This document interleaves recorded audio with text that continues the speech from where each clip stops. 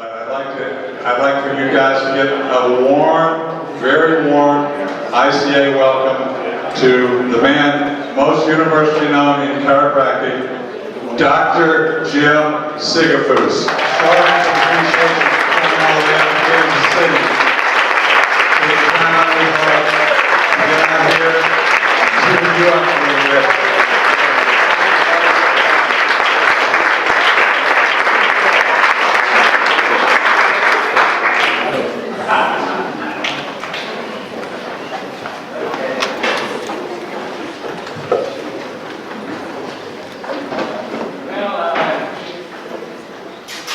Glad to talk to all three of you.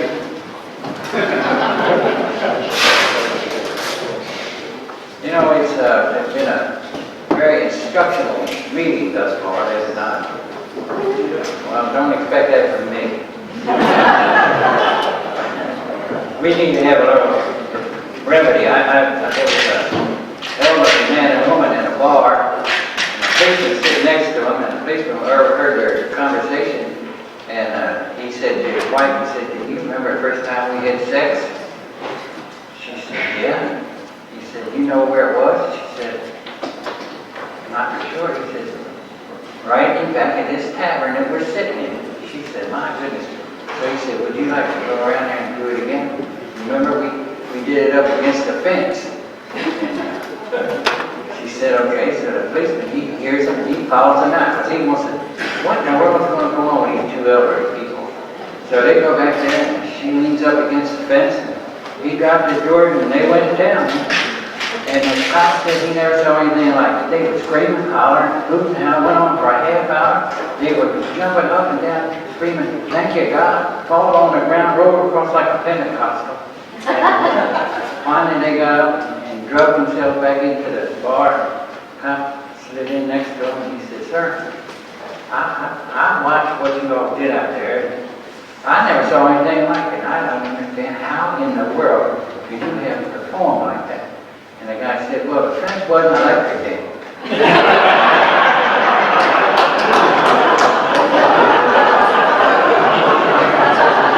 That's the way they go, Sam. That was, I'm going to say what I was going to say, Sam.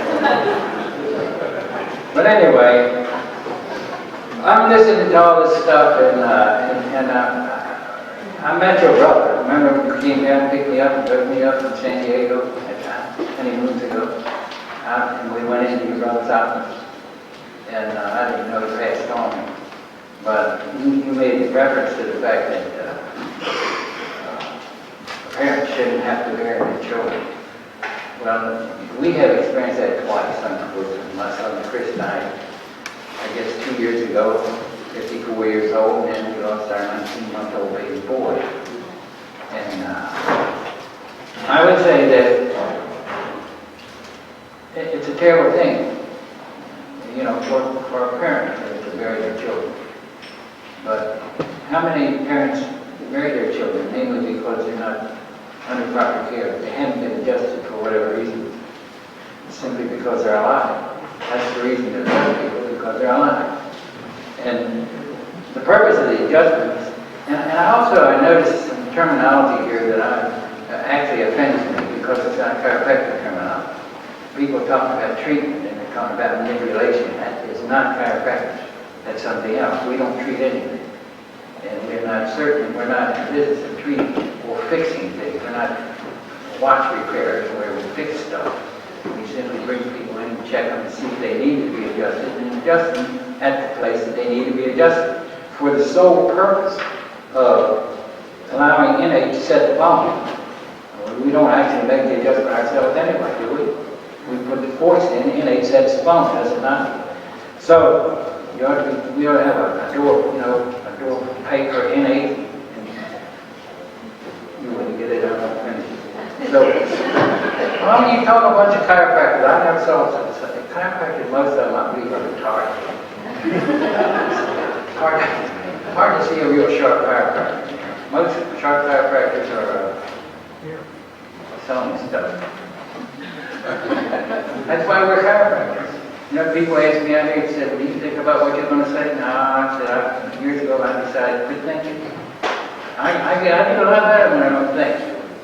If I think I get in trouble, or stop thinking I'm doing all right, and I just get moving on with whatever comes down the road, sort of like getting in a river with the flotsam and go down right along with it. But I had the privilege, you know, when my baby died at 19 months, I stood outside of the mortuary, and they weren't going to let my mother observe him. And so they had a closed casket. I said, open the casket. They said, no, we're not going to open it, because he died of meningitis, streptococcal meningitis. Very, very communicative, he says. And I said, well, I'll tell you something. When he had it, I carried him out in my arms. He threw up on me. He has brothers and sisters and my wife, and we don't have it, do we? So it can't be too communicative. If we have an immune system, we have something inside. And that's the first time that I began to think something different than what I was taught. So I said, well, you know, if I didn't get it, and the rest of the kids don't get it, and my wife, there's something inside of us that stopped us from getting it. And then I got to thinking about this. His twin brother, riding cribs together, all this time, he didn't get it. Why not? There had to be something different. What was the difference? And I didn't really know what the difference was at the time. And I didn't know what chiropractic was at that time. See, I graduated from National, which is not a chiropractic school. It's a pseudo medical school. Its charter is a Class A medical school in the state of Illinois. And they live up to that charter. So I didn't know what it was. I didn't know what chiropractic was. I thought it was just something you do. You mash on the spine for some reason or other. Maybe if you hear something, you did good. If you didn't hear anything, you probably didn't do very good. And it was all about just getting in there and doing something, you know, not really knowing what the hell it was. And I was fortunate enough to go to a meeting in Philadelphia. There was about 600 or 700 people in there, and there was a guy from Ohio, and he was talking about this outfit down in Atlanta, Georgia, called EE. Now, I didn't know what EE was. And then he mentioned this man called Sid Williams. Well, I didn't know who he was either. So, somehow or another, I went to a meeting in Harrisburg, and one of the fellows there was Clark Rich. And some of you that went to Palmer might have known Clark. And Clark, he sort of took me under his wing. And he took me down to Atlanta.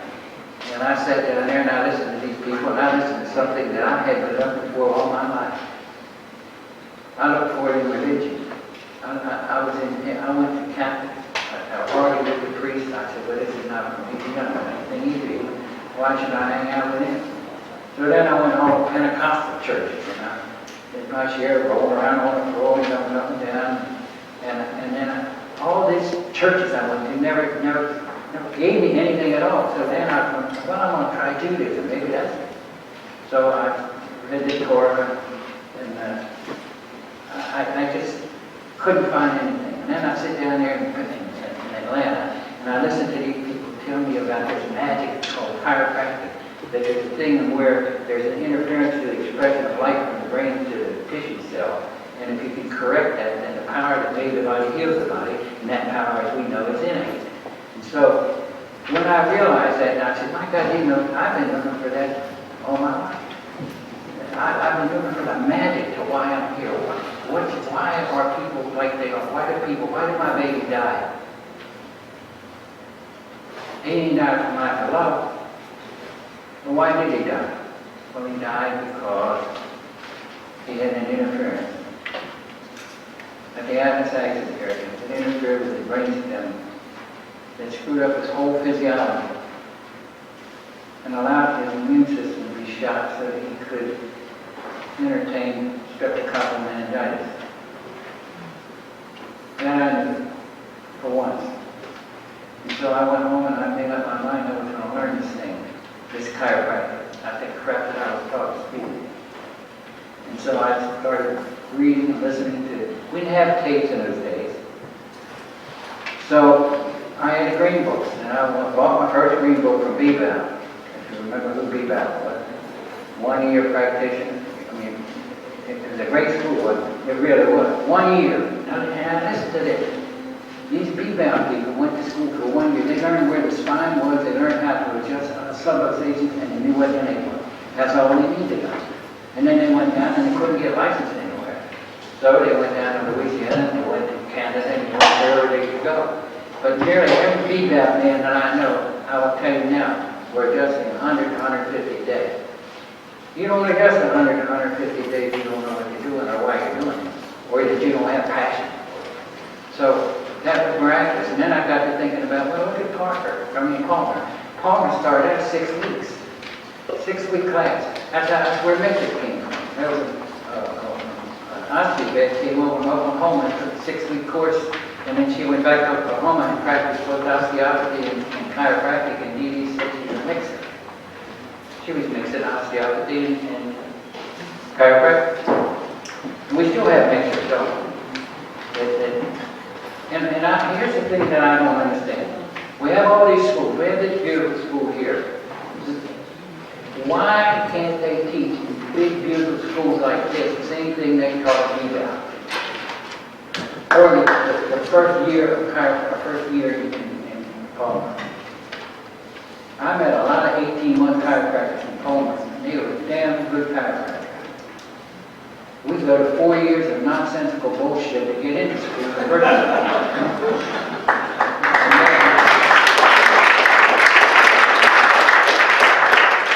And then we spend 4 more years of telling us how bad chiropractic is. And how you're going to fail. Jancy said that I was going to fail. Prepare to starve for 4 years, he said. And I'm an overachiever, so I went for 8. So it took me 8 years to learn what chiropractic was. And it's hard feeding 6 kids with little bits of money. And the interesting thing is, we were charging a big fee those days, $3. And $3 a visit. You had to see 10,000 people to make any money. But we got through that. And I gave myself a raise. I went to $5. And then geez, I'm really got rich, and I went to 7. And, it's an amazing thing that previous to learning the philosophy of chiropractic, previous to understanding what chiropractic truly was, we didn't make any money at all. And I'll tell you, why did I stay in something like that? I mean, I couldn't, Thanksgiving came. And we didn't have any money, so I went out and bought a pizza pie. I'll tell you, it was a 37-cent pizza pie. And that's what we had for Thanksgiving meal. And I told my kids to go out and tell people that they had Italian duck. I didn't want to admit that it was what we had, because we didn't have money to buy it. And we got local bread and potato soup. I ate potato soup till it ran out of my ears. But we survived. And the point that I'm driving at is this. Sometimes when you don't go through adversity and when you don't have hard times, you don't get very passionate about things. You don't get very emotional about things because it's been hindered. When you have student loans that allow you to run up bills of $200,000 and you never work a day in your life because either the government or your parents paid it away. And you got 8 years from high school or wherever you went, and you never had a job. You never had responsibility. You never had to do anything. You only said, I need more money. What did they do for us? Where's the integrity there? That's the same as welfare people. Welfare people won't get off their ass because the government keeps feeding them. And if they would stop feeding them, maybe they'd go out and go to work. I was in Russia. And we went into all these socialized places, and you couldn't get anybody away from it. And we went into one store, it was a capitalistic store, and they came out and did everything but shine your shoes. There's a difference. There's a big difference. And then we've got this communist person called the president in this country, who's such a bitch, and his kids crop like this. You talk about, who did that? He's got his head like this when he talks to you. You ever notice that? If your head's not on straight, what do you got? Subluxation, absolutely. You've got a subluxation appendicitis, you've got a drain stem problem, and you've got something not only that causes paralysis beneath that throughout the body, but above that, you have what is called confusion. Because it affects the electrolytes and the synapses in the brain. And as this young lady, Dr. Mayer, showed us all the effects of the brain anyway as a result of this act of subsidization, he's in serious trouble. But because he's in trouble, guess who else is in trouble? Yes. We are. Yeah. Yeah, we're the cells of his demeans. And so, I don't know. My wife came out the other day, there was a guy in front of the post office with a big sign that said, "Impeach Obama." So she paid $40 to go. Well, we do anything in impeaching, you know. It's not, and it doesn't have anything to do with his color at all. It has to do with the fact that he's a socialist who's destroying this country. You know, when I was a young man, we had Flag Day. Flag Day, and a big parade of Flag Day. Parade would go by, everybody put their hand up here, took their hat off, everybody. And then we had not only Parade Day, then we had American Day. And the same thing. And people were patriotic. Of course, I was raised during the Second World War. And if you weren't patriotic then, you were a Japanese or German, one of the two. And so, we were patriotic and we wanted to be patriotic. I look around this country now, I don't see patriotism. I don't see honoring the flag. I don't see any of that. You know, when Jimmy Carter was president, I always thought he was the world's worst president, but when I was down at the fights, I'm a fight fan, so I was down in Washington, D.C. the fights, and they played before the fight, they played the national anthem. Nobody stood up. I'm sitting in this whole stadium, nobody stood up for the national anthem. Nobody. After they got rid of him, and the best president we ever had, Ronald Reagan, came aboard, I was down there, and he played the national anthem again. Everybody stood up. What's the difference? What's the difference between a leader and a non-leader? What's the difference between a man who is willing to serve America rather than himself? Ronnie got adjusted. Ronnie did get adjusted. Ronnie worked for DJ. Ronnie worked for the radio station. But besides that, he was an American. Big difference between somebody who lives in America and one who votes. So anyway, I don't know why I could cut up in that, but I think this.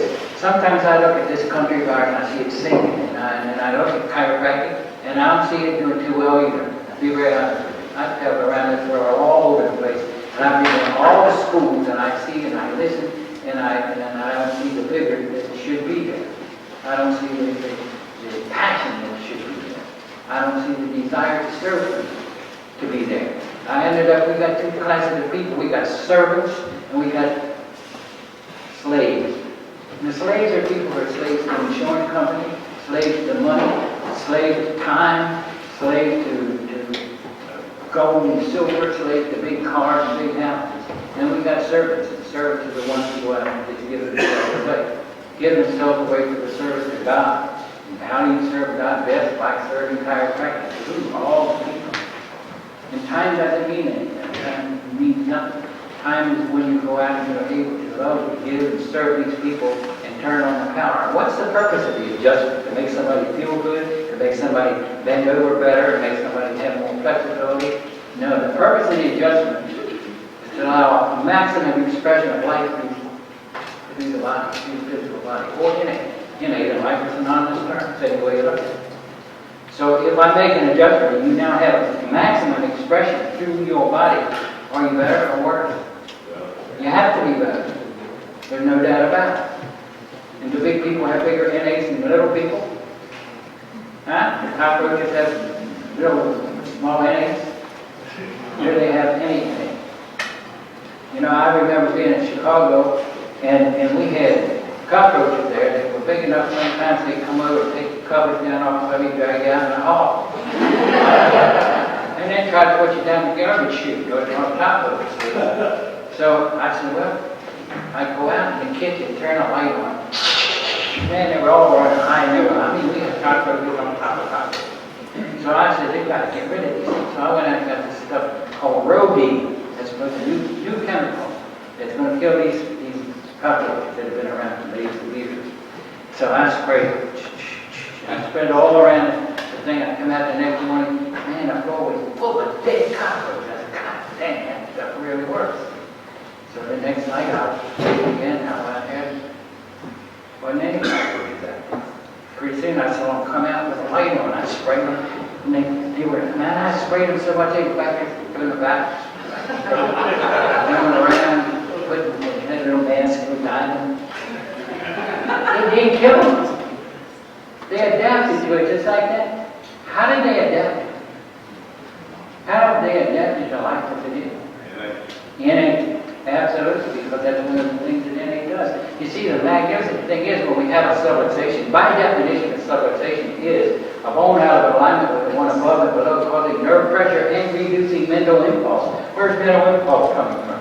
Are they the same thing? Is mental impulse and nerve pressure the same thing? Absolutely not. Mental impulse is coming from where? From the brain. And so, and we have something going on up here, the brainstem.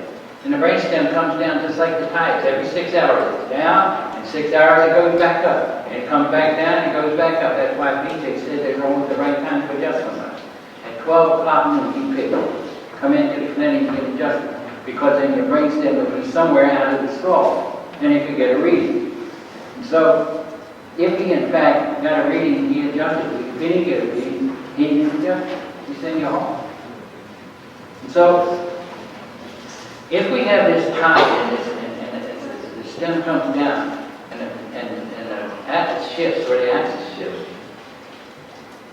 and there's about somewhere 700 trillion nerve fibers or so coming from the brain, making up the brain stem that hooks up to the cord.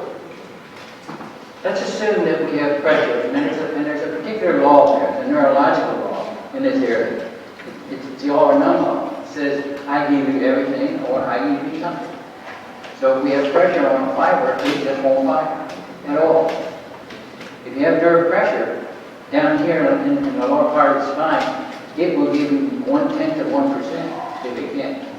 It won't shut down completely. This shuts down completely. Now my question to you is this. If we have pressure up here, and BJ said when you do have pressure up here, you're losing life and gaining what? Death. You say, well, that's too strong, it's too bold. Is it? Is it true or is it not true? If I've got, let's say, a million fibers right here that aren't firing an order and going to my heart, and my heart is not receiving the information from the brain, tell me, is that gaining life or is that gaining death? If the tissue cell, when it receives life energy, is supposed to vibrate, it's supposed to vibrate 4,700,000 times in males, 4,500,000 times in females. I know because I count. As that vibration goes from 4,700,000, 4,500,000 to say 3 million, 2,500,000, 2 million, what's happening? Huh? Significantly, you are dying. Is that correct? Well, the definition of life, chiropractic definition of life is what? Motion. And so, if life is motion, and motion is slowing down in the cell, and it's going down from 4,500,000 or 7 to 3 million or 2 million, it's losing life, is it not? And if it's losing life, it has to be doing what? Gaining what? Death. Now that's either true or false. So if a person's gaining death, and we would be able to clear this thing up here, and we reverse the process so that he would now gaining life and losing what? Death. Is he better off? Is he or isn't he? Yes. So the point is this. We need to be able to check, and you can be a Logan Bates, or you can be a whatever you want to be, I don't care. Tap dancer or something, whatever technique you want to use. But if you don't clear the axis and the axis, you're not even doing anything. BJ said if it's not specific, it's nothing. If you can't go in and specifically find out what's going on with this thing that's shutting down one's physiology and causing congestion up here, it causes an aberrated individual, and that aberrated individual ends up being the president or a member of Congress, we're shit out of luck. So we've got to get this thing clear. So if you're not clearing this out, you're not doing anything. You can say, well, that feels better. Or you can extract them somewhere and maybe get something going on down below. But if you don't get this cleared out, what are you clearing out? What would you say? If you can adjust me from my fifth cervical all the way down to my coccyx. And I said, God, dog, got me a bear. Ooh, the pain went away. I can eat a hot dog now. But I got a problem up here, and the cells are not vibrating anymore. You can get me a pretty one. Either Ern or Cassie. Because I'm on my way out. You don't think they think, this is what blows me away. People don't, particularly young students who are not taught chiropractic in any school, maybe this one, I don't want to say they're not. But many of the schools are not teaching the philosophy. A lot of them are taking suppositions and getting out of the curriculum. Canadian Memorial, Northwestern. A lot of the schools don't teach it. If you take NA out of chiropractic, what do you have? You have a therapist. Now, if you want to be a therapist, go to therapy school. What do they call it? Physical therapist. Huh? You can go do that, learn how to stretch people. You know, you can get one of those stretch-o-matics, put them in there and charge $5,000. Okay, you know, get a bunch of midgets come in and see if you can get over 6 feet tall. It's the latest thing I ever heard of. Oh, this is traction. They've been tables way back in the 20s, they had traction. And now they take glorified traction and call it whatever they call it, put a computer on it, and now it's $5,000. How do you figure that? God dog, I'm telling you, it's making me sick. I've got chiropractic shit in brown paper bags I'm selling for $100.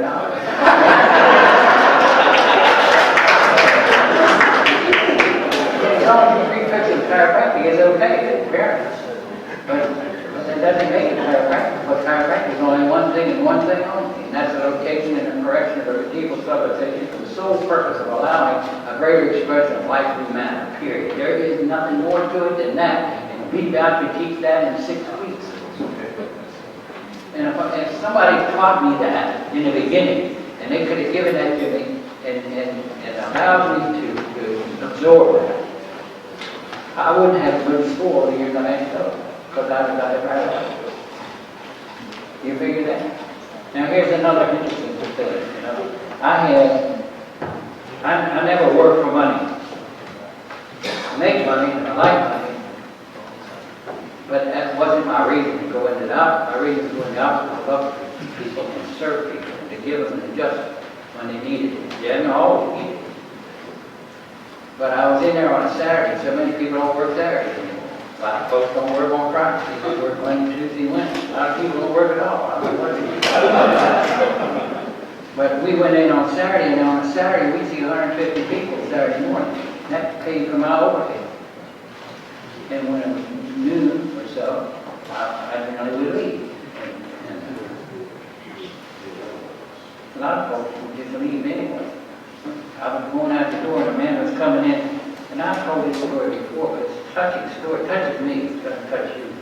This man was coming in and he was carrying a bundle of clothing, it looked like. And he said, "Are you still open up?" And I said, "Well, I was leaving, but I'm open for you. Well, come on in." So he comes in and he lays this down, and he laid it down. A little red wig fell off. It was a daughter. And he just brought her from the hospital, from Hanover Hospital. On her last bout of chemo, she died of leukemia. Told her she had 2 weeks to live. You know what he said to me? He said, "Can you help her?" And I said, "I can move the bone. God can do it. If you can accept that, I'm okay with it." He said, "Why didn't somebody tell me that before?" And he started to cry. And I said, "Look, she's been through enough. I'm going to check her as best I can, and then I'm going to adjust her. And I want you to bring her in every day. 7 days a week. Christmas, New Year, I don't care. I want to check and see if she's holding you." So he brought her in, and she came in about 4 to 6 months, every day. And as I checked her, sometimes I needed to adjust her, sometimes I didn't. So I was up in my office. My waiting room held 350 people. And I was practiced up on the stage behind a lattice work. And I heard it murmuring, you know, we had people sitting out there and they say, "God, man, you just God." And just a mumbling to me, so I stepped outside and I said, "What?" He said, about an agent. I looked back in there, and there was a man standing back there, and he was on his knees, and he was howling. He sounded like a coyote or something. And I didn't know what it was. I didn't know who it was. You ever have a dream where somebody's chasing you and your feet wouldn't move, and they're coming at you, and you can't get out of it? That's how I felt. I didn't want to. But I finally struggled back, and it was this girl's father. And I was just about to put my hand on his head and say some dumb thing like, "Oh, she's better off somewhere else." But he said, "She's not here." I said, "Come on, I had to figure that out already." He said, "That she was feeling so good. They're having a dance at Spring Road High School." She said, "Daddy, can I go to the dance instead of her?" I mean, damn, got me. And there was a person sitting in there that was an artist, and she took a panel, 4x8 panel, and drew him on his knees with his hands like this, saying, "Why didn't somebody tell me this before? I wonder why somebody didn't tell us that before." Because she's still alive as far as I know. She only had 2 weeks to go before she came here. And she's still living today. Something happened. Something changed. And that subluxation was causing paralysis beneath it, causing a slowing down of life cellularly, was cleared up. And the pressure got off the nerves could now function the way it's supposed to function. There's an amazing thing in us, you see. BJ said the primordial subluxation is separation of man from God. In the last several pages, last 10 pages, I believe, of the glory going on, BJ said the universal intelligence is God. And he said that innate is one's personal God. If I could accept that, I do. And if I could believe that there is a personal God living inside of me and inside of you, you're like Clay Thompson said, the patient brings the doctor with him inside of him. If we have something that's so magnificent, it's able to send information, intelligent information, organization from the brain through chemical and electrical impulses over the nerve system to the end organ being the tissue cell that gives the tissue cell the command to function and do whatever it's supposed to do. And we have that within us, and all people have it within them. Why do we try to play medical doctor? Why do we try to make so-called diagnosis? Why are we fixing things? Why are we treating things? That word treating makes me sick. You know, there used to be a guy in D.E. years ago from Ohio, Kurt Wong, and he was in a very religious area, Mennonite area. You know, those folks don't like to cuss. They don't even let the women and the men sit together in church. The men sit over here, women over here. Apparently they had a lot of stuff going on in the corner. So anyway, he put a sign up on the wall. He said, "I'd rather you say shit than treatment." I like that sign. So I put a sign up. I had a couple of signs. They might even be back there. One of them was, "Go ahead and leave your children at home so they can enjoy the same problem as you for the rest of their lives." And the other one was, I put up there, I said, "If you know more about what I do than I do, you stay home and I'll come see you." So, you know, somebody would say, "Well, doctor, it ought to be this." My medical doctor said this, or my frog did this, or I said, "Read that sign to me." And they sort of get it. Without a doubt. Am I supposed to smile? So, you know, it's an amazing trip. You know, we're talking about cancer here this morning. I can tell you this, I used to take pictures of people before and after. And I had a man come in to me and he had already cancer with deltoid. He had a sarcoma. And they operated on him. And he had like a dent where they put tissue. And he came in with his cancer. He asked me that question again. He said, "Doc, can you help me?" And I said, "I can move the bone." What? Finish it up. But God can do the healing. Is that correct? Now, is that a lie or is it not? Who do you think does it healing? You? You think chiropractic does the healing? God does the healing. God has provided everything that exists on this planet. God created this thing. And God put something inside of all living entities called innate intelligence that does the healing when it's not being interfered with. You interfere with anything and it'll die. You interfere with marriage, it'll die. So the fact is this. When we have the opportunity to take care of people, and because they have a condition, do I treat cancer? I don't know how to treat cancer. I don't treat anything.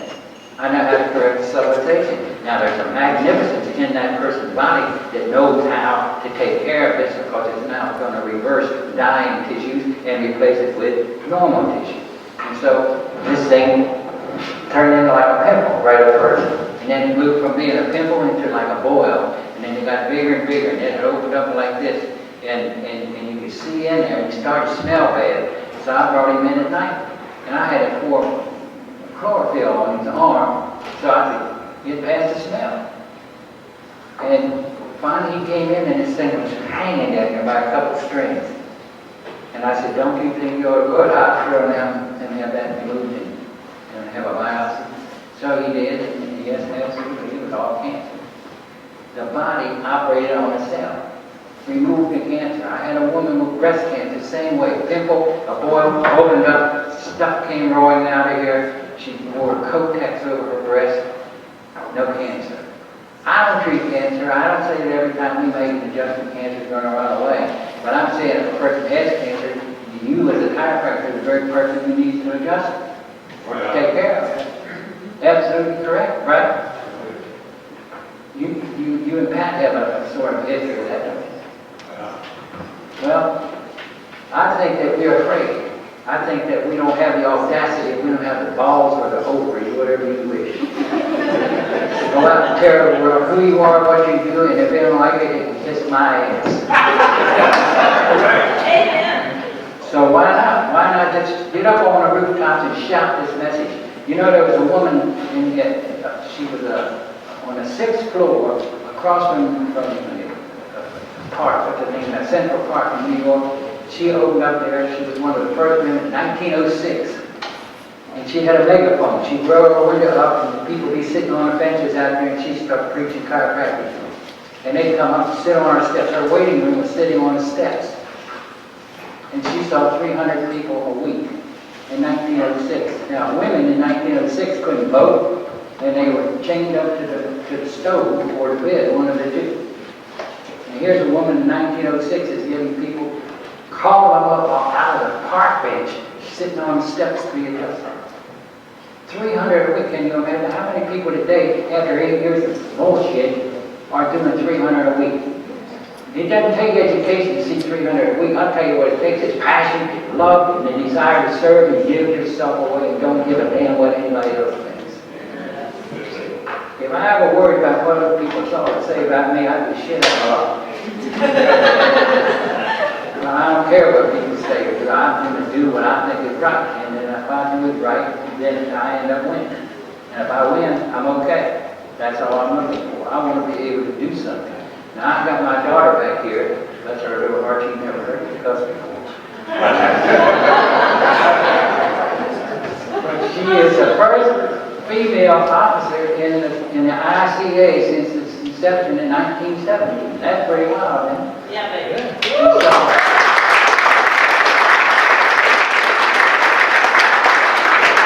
Somebody asked me, is she going to be the president? I say, it's not entirely impossible.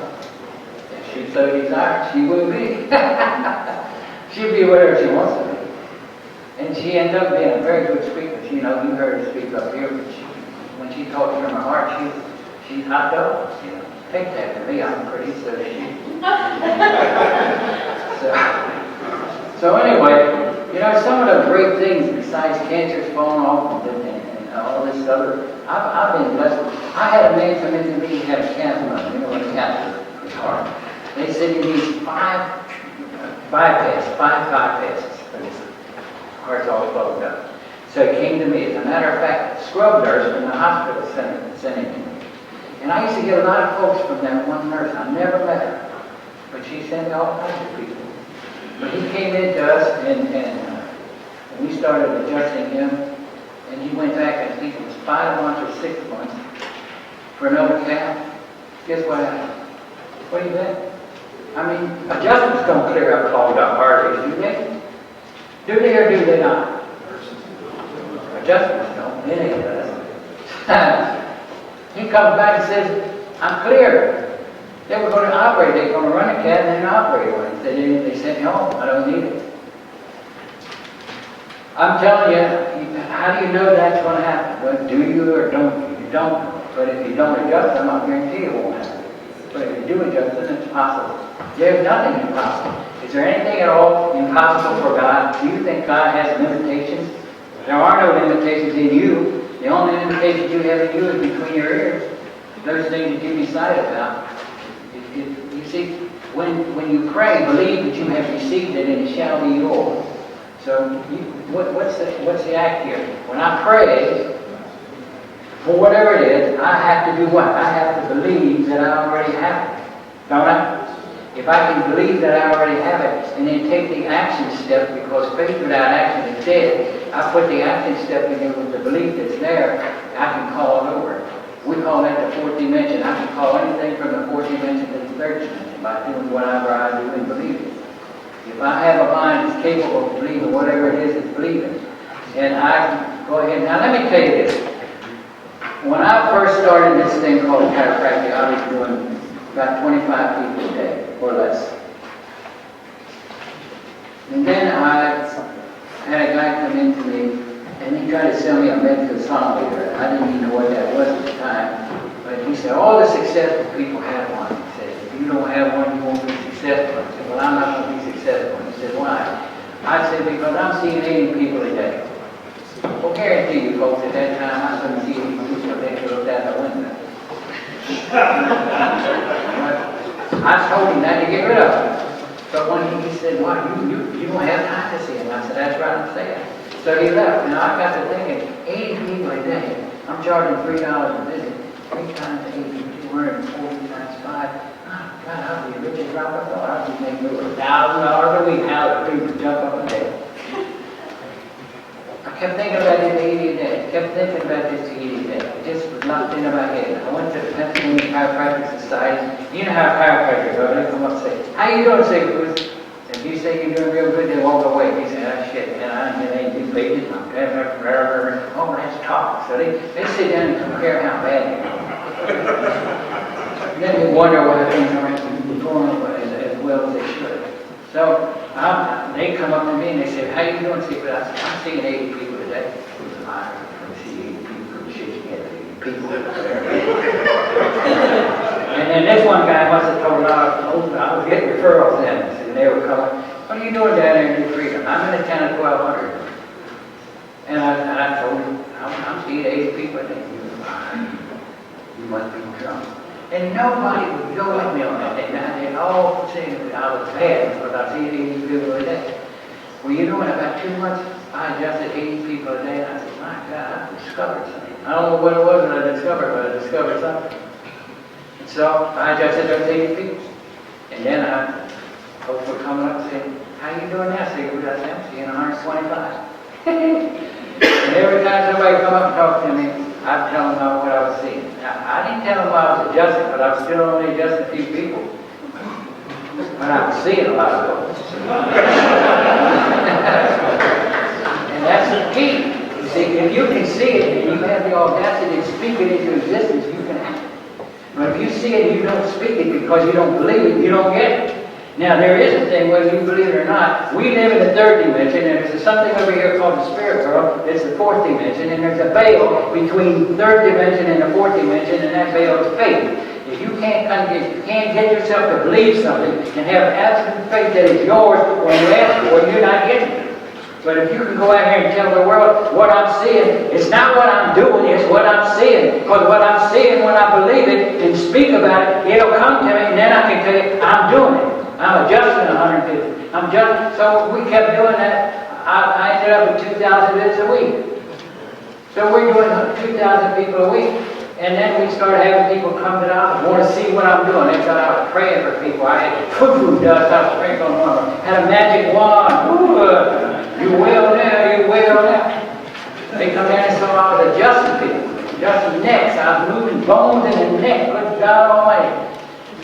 I had about 14 people a week come, and finally I said, no way. You got to go back in there. I had a little room in the back, and I had to go in the back and open the door so they could look through the crack. Now they could stay back there and look through the crack and watch it happen, but don't come out and talk to anybody. I don't want to, because they told me they ask dumb questions, they ask stupid questions, and I don't need stupid. So one guy came over from France. He wanted to watch me. And so he watched me for about a half a day, and then you know what he said to me? You hypnotize those people. He said, you can't do them any good the way you do it. Well, you only over about 8 or 10 seconds. He said, it's impossible for you to do anything for anybody. I said, you quiet in the waiting room, there's a woman sitting out there, and you tell her that. And this happened to be a woman that absolutely loved me. Not lust me, loved me because we served her. And she's a big woman. And he goes out and sits next to her and starts telling her that he didn't believe that what I was doing was true, that I was a phony, and I was this and that. She picked up his big purse. She must have had a break in it and whacked him alongside the head. And he jumped over and I never saw him again. He came over from France to get his head knocked off. Well, that's the way it is, but if you really do anything, we just think about this. We have a civilization. We know what it's listed as. We change that thing. We free the nerve, the brainstem up. Now we got massive information flowing, electrochemical information flowing from the brain to the end organ, which just happens to be the tissue cell. Now, what goes on is we release innate intelligence. What does innate intelligence do? What is innate intelligence? What's an organizational informational flow? It's generated by the brain flowing through the body. And the first thing it does is have you survive. There was a young boy over here in Oregon not too long ago, out swimming, sunk under the water, was under there for, I believe it was 20 minutes. Now, unless you have gills, what do you do if you're under water for 20 minutes without a tank? Huh? You drown, don't you? They pulled him out, he's unconscious. He was one day he was in like a coma. He survived just as normal as you and I. How is that possible? Because there's something in him called innate that does one thing, survival. You get struck by lightning, you knock out, you survive. What's that mean, 5? I ain't been up here for 2 minutes. Will you keep me? It's a Canadian clock. I've been talking for 2 minutes, you need 5 minutes. I see that everywhere. But anyway, he survived. So what are the principles of innate? Innate, number 1, allows you to survive. Number 2, to adapt. So you can adapt to your environment. We have an ever-changing adaptation or an environment change. You have to adapt or you don't survive. What do people do who have allergies? They react to their environment instead of adapting. Do you ever go in? Listen, now this sounds a little bad, but I got to do it. You ever been into the bathroom, you had to go so bad you thought you were going to leak all over your pants or something? And you walked in there and good God, somebody must have died. It smells like hell in here. And you look under there and you see feet, somebody's sitting in there, they got it. And you hold your breath until you start to turn blue and get dizzy. But you can't do it anymore, so you finally take a breath. You can't smell it anymore. They must have gone. Nope, it's still in there. It's one of the things around you say, that's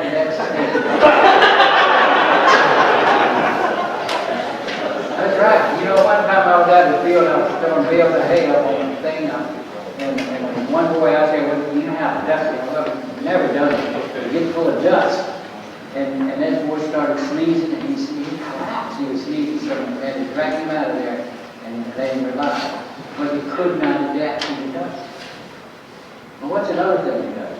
Replication. You are changing right now by 2.5 million cells a minute. Imagine that. I told a fat lady that once, she was scared to death. She thought he was going to evaporate.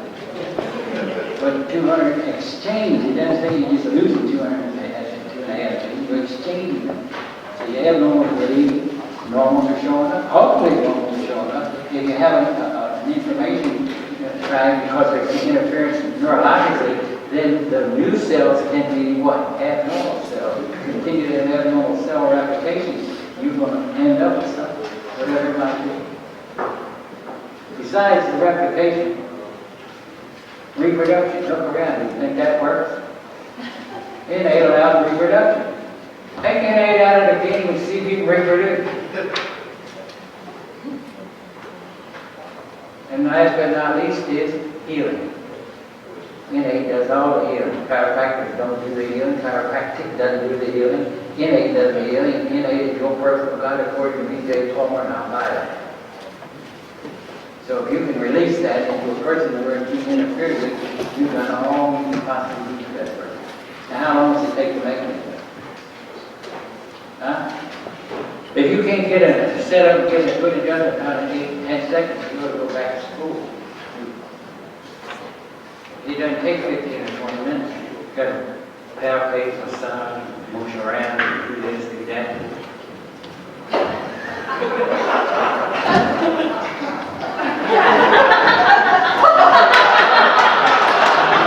You got to slow down before you adjust, and you just can't do it. You have a volume practice doing that about 8 times a week.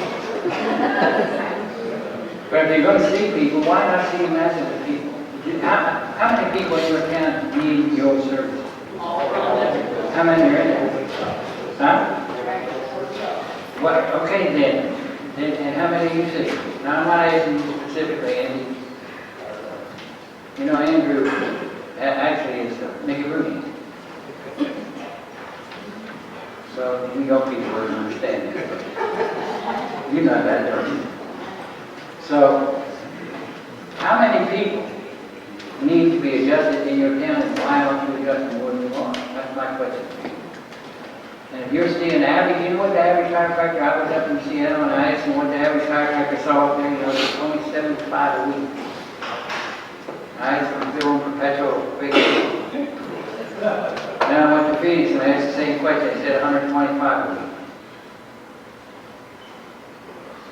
And the average chiropractor who thinks he's really doing well will call himself a volume practitioner, doing 200 to 250 a week. You call that a volume? Tell me, is that a volume? Is 250 visits a week a volume? And is a volume practice necessary? Well, you look around and see all the sick and dying people, and then you tell me how many you should be adjusting. Tell me how many children are dying right now. How many within a 5-mile radius right now of children are dying or developing something that's not right.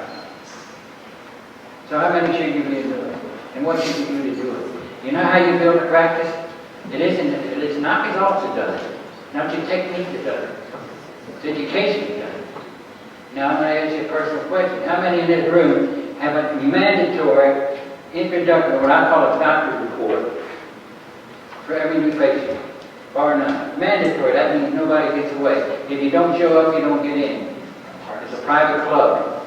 You don't know how, you don't know the password, you listen to the talk, you don't get in. Now I only saw 4 or 5 hands go up, and I'm going to ask you this. If you're not educating your people, who is? The policeman, as he pulls them out of the car and beats them with his baton? Or the veteran, I should not the veteran, but the veterinarian. Who is developing the knowledge of what chiropractic is if you're not doing it? And then if you're not doing it, you might wonder why you're not seeing so many people.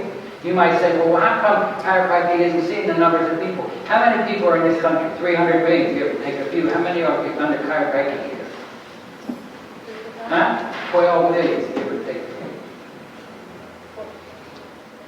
If people don't know about chiropractic, tell me why they don't know about it. Can you tell them, all right, I'm a chiropractor, I'm not here to treat disease, I'm not here to do anything, I'm not a doctor, I don't intend to be, I don't want to be. I'm not a medical doctor, not an osteopath. I happen to be a chiropractor. My job is to locate vertebral subluxation. This is what a subluxation does. How many minutes I got now? 3? 2? 1? You're not sure. Put a 1 next to that, give me 10 minutes. All right. Anyway, I'm not going to quit. If you all can leave if you want to, I'll stay up here.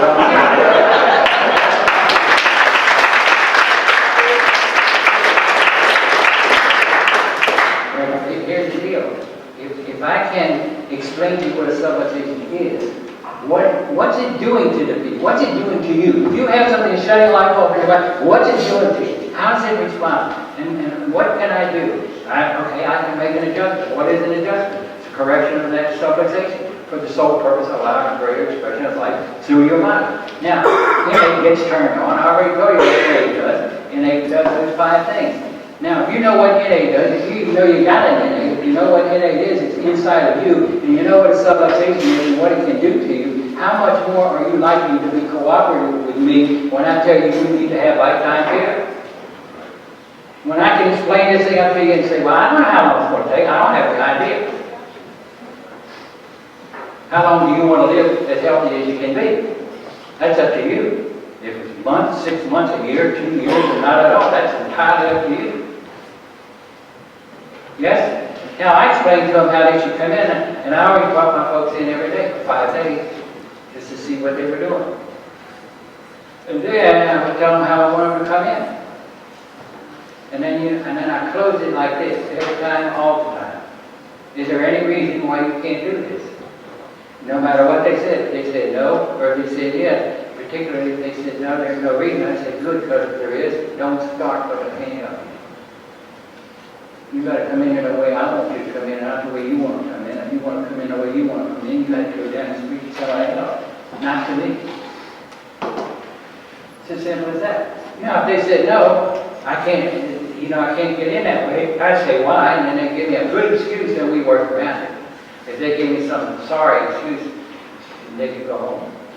It isn't a matter of, we had a value practice. We had a value practice because we served our people, because we loved our people, because we taught our people, because they knew what we were doing. And it isn't a matter of just bringing people in there to get $1 or $2. Oh God, I'm like losing my whatever I did. It's not a matter of that. It's not about you at all. Chiropractic has nothing to do with you. It's about them. It's about the multitudes of walking around in the street. And you got a president. Now think about this. If a person's head on straight, and now you look at the axis, what do you think? If your head is on straight, if you're balanced, you're on straight up here, what do you see? Huh? But if the head's like this, what do you see? Huh? Absolutely. With pressure, absolutely, on the brainstem, right? Now look at most of the talking heads that you look at on television. Their head's either this way, it's not straight. And I'm serious, Obama's head is like this when he talks. Completely strangled. He needs an adjustment. Then he needs to be shipped out of the country.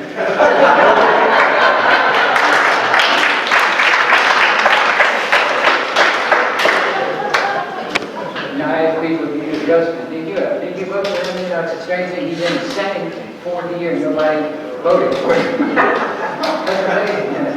I know. So, who said I know?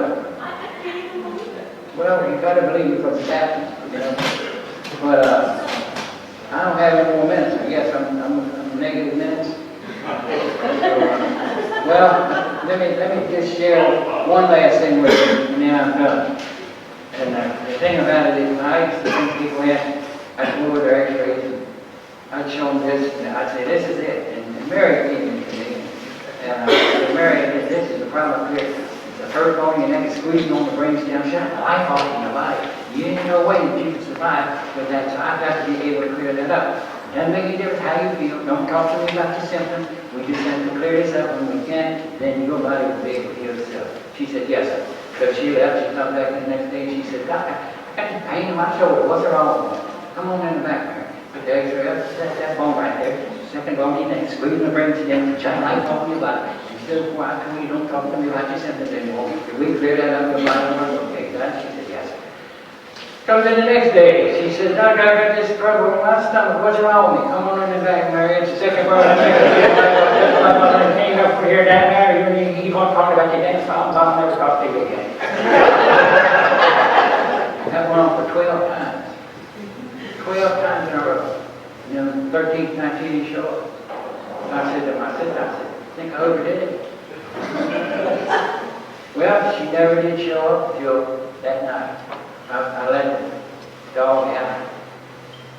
I guess it was a cat out of that. I never could get this together. I got a dog that looks like a cat.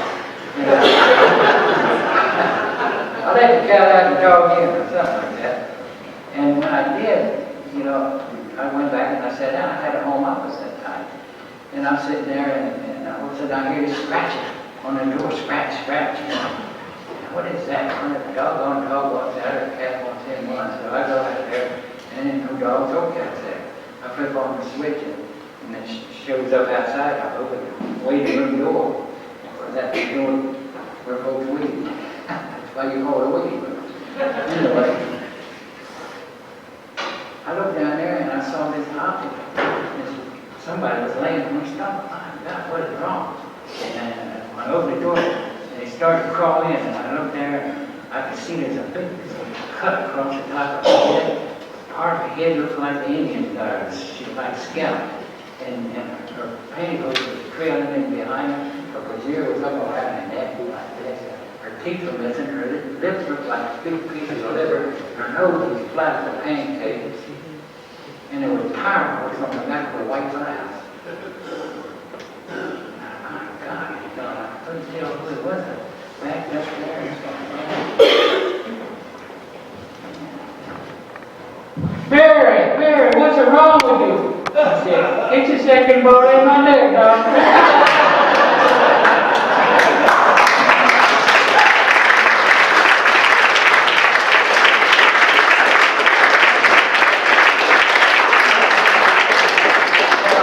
Don't have any marriage, you're going to take care of her. She's blessed with that.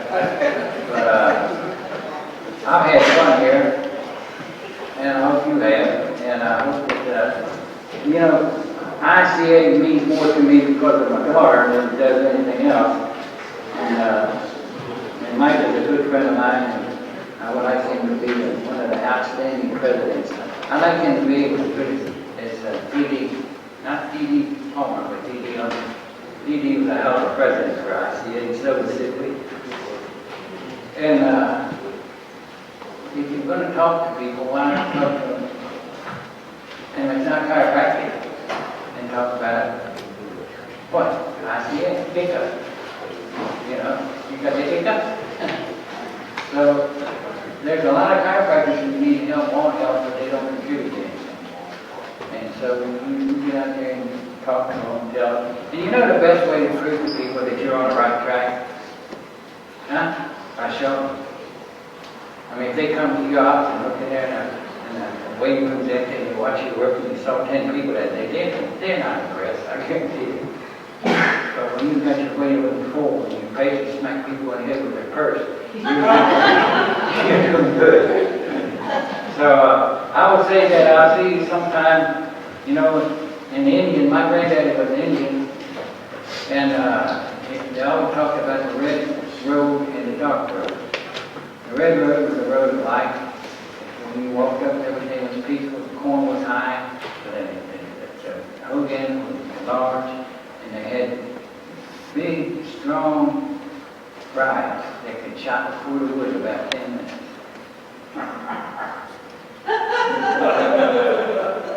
And then they had the dark road, which things didn't go well. Corn dried up, had little skinny wives, had little tents that kept blowing away in the wind. Things weren't working too good. I was on that road for a long time. I'm on the red road like I have been for a number of years, ever since 1968. So if we won't meet again somewhere, somehow, it's going to have to be on the red road of life. If you happen to be on the dark road, I'll wait till you, but I ain't coming over. So you keep the faith, turn the crank, testify, and as we used to say, D.D. in the early days, burn the bridges, no retreat, take no prisoners, eat